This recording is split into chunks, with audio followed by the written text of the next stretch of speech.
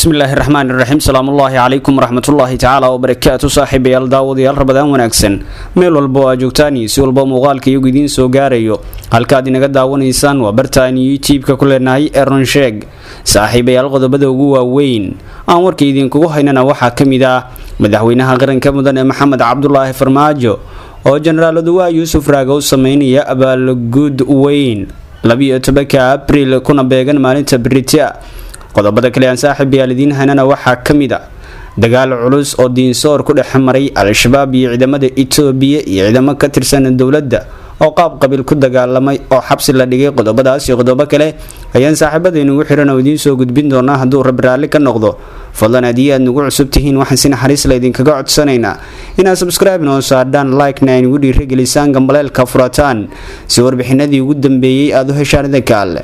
saaxiibayaal sida hordhaca warkayga baad ku daawateen haddaynu ku bilowno madaxweynaha jamhuuriyadda federaalka ee Soomaaliya mudane Maxamed Cabdullaahi Farmaajo ayaa Generaal Oduwa Yuusuf Raaga u sameynaya abaalgud weyn 12 Abriil oo ku beegan maalinta Baritia oo Talaada ayaa la filayaa in ay ciidamada qalabka sida ay sameeyaan dowlatus weyn kaasi oo aan horey loo arag kadib burburkii dawladii dhexe ee dalka. warar soo baxay oo aan ka helayno abaalgudka madaxweynaha qaranka mudane Maxamed Cabdullaahi Farmaajo uu u sameynayo Generaal Oduwa Yuusuf Raaga 12 Abriil oo maalinta Baritia ku beegan ayaa waxaa la tilmaamayaa in loo dalaacsiinayo darajada ugu sareysa ciidamada waana sareeyo guud.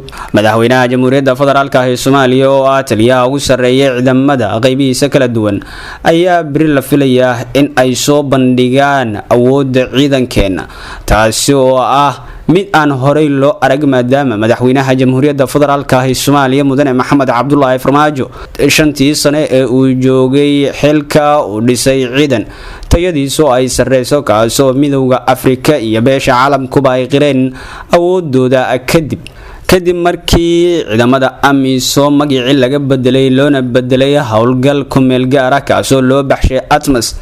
ciidamada dawladda federaalka ee Soomaaliya ayaa la rajeynayaa in ay la wareegaan awoodda iyo amniga guud ee dalkeena. maalinta Baritia ayaa noqon doonta maalin qulubta bulshada Soomaaliyeed saameyn ku yeelan doonta waxaana la soo bandhigi doonaa ciidankii awoodda badnaa ee dalkeenu lahaan jiray barisamaadkii qaaradda Afrikana looga yaqaanay libaaxyada Afrika.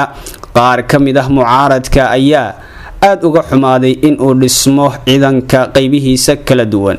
ciidanka qalabka sida ayaa la aasaasay 1960 Abriil kuna beegan maalinta Baritia. bari ayaa la filayaa sidoo kale in madaxweynaha jamhuuriyadda federaalka ee Soomaaliya oo abaalgud kala duwan uu siiyo ciidanka qaybihiisa kala duwan kuwaas oo dadaal badan sameeyay intii dib u dhiska uu ku socday ciidanka qalabka sida. Generaal Oduwa Yuusuf Raaga iyo ra'iisul wasaaraha xilgaarsiisa Maxamed Xuseen Rooble ayaa waxaa ka dhaxeeya khilaaf aad u weyn maadaama Rooble isku dayay in amniga guud ee dalka isaga lagu soo wareejiyo balse Generaal Oduwa Yuusuf Raaga ayaa tilaabadaasi ka hor yimid waxa uu tilmaamay in madaxweynaha jamhuuriyadda federaalka ee Soomaaliya uu yahay taliyaha ugu sareeya ciidanka qaybihiisa kala duwan oo mar walba ay ka go'aanta.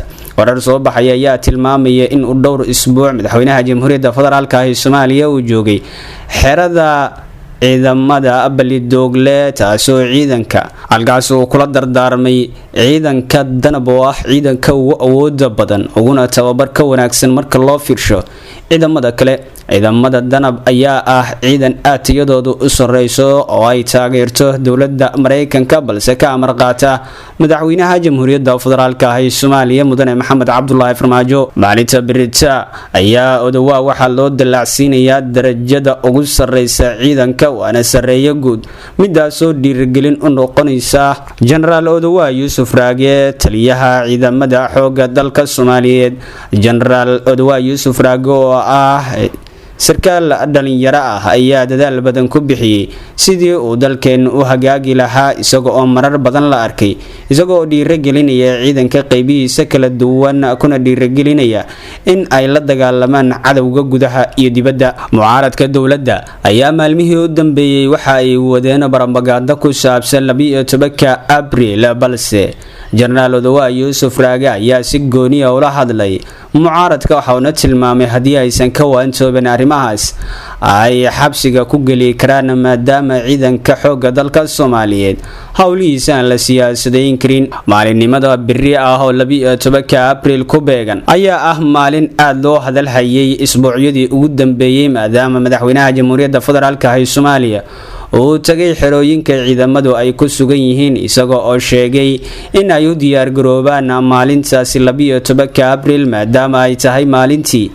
ay dhasheen oo ay qasab tahay inay soo bandhigaan wixii 5 sano ee la soo dhaafay madaxweynaha Jamhuuriyadda Federaalka ah ee Soomaaliya oo dadaal ku bixinayay. madaxweynaha qaranka mudane Maxamed Cabdullaahi Farmaajo ayaa waxaa ka mid ahaa ballanqaadyadiisii inuu dhisayo ciidan awood badan. madaxweynaha ayaa looga bartay inuu dhiirigeliyo dhalinyarada ciidanka ku guda jidha.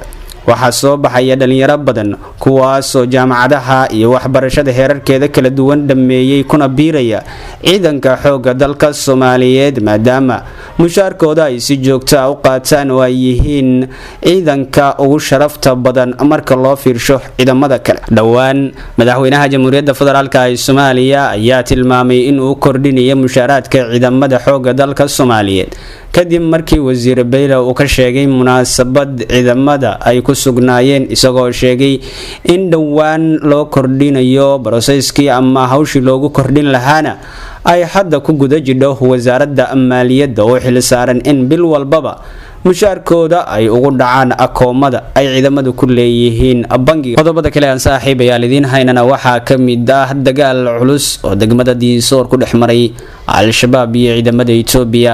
wararkii ka imaanayay degmada Diinsoor ee gobolka Baay ayaa sheegay in halkaasi ay ka dhacday dagaal culus oo u dhaxeeyay ciidamada Itoobiya ee saldhigga ku leh degmadaasi iyo dagaalyahano ka tirsan al-shabaab. dagaalkan ayaa la sheegay in uu ku bilowday madaafiic ay al-shabaab ku garaaceen saldhigga duleedka degmada Diinsoor ku leeyihiin ciidamada Itoobiya waxaana madaafiicda kadib ay ciidamada Itoobiya saldhigga ka soo baxay dagaal kala kulmeen al-shabaab.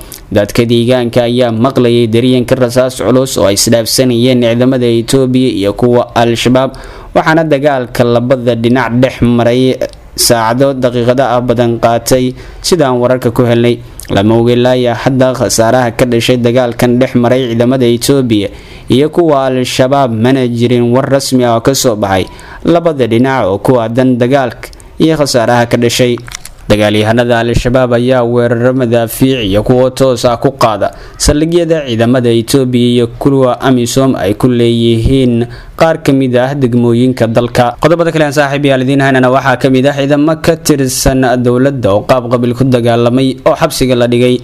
ciidamada booliiska Soomaaliyeed ayaa xabsiga dhigay askar ka tirsan ciidamada nabadgelyada oo shalay dagaal salka ku haya dhaanyan qabiil ku dhex maray magaalada Marke ee xarunta gobolka Shabeellaha Hoose.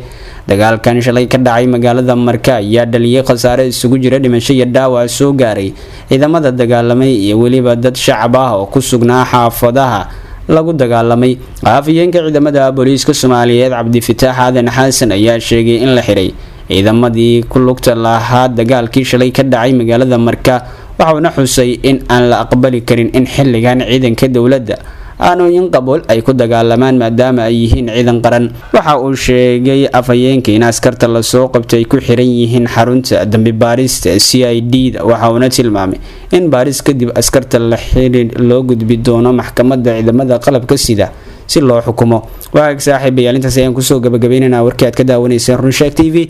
fadlan haddii aad nagu cusubtiin waxaan si naxariis leh idinkaga codsanaynaa inaad subscribe noo saadhaan like-na nagu dhiirigelisaan gamaleelka furataan si warbixinadii ugu dambeeyay aad u heshaan idinka alle.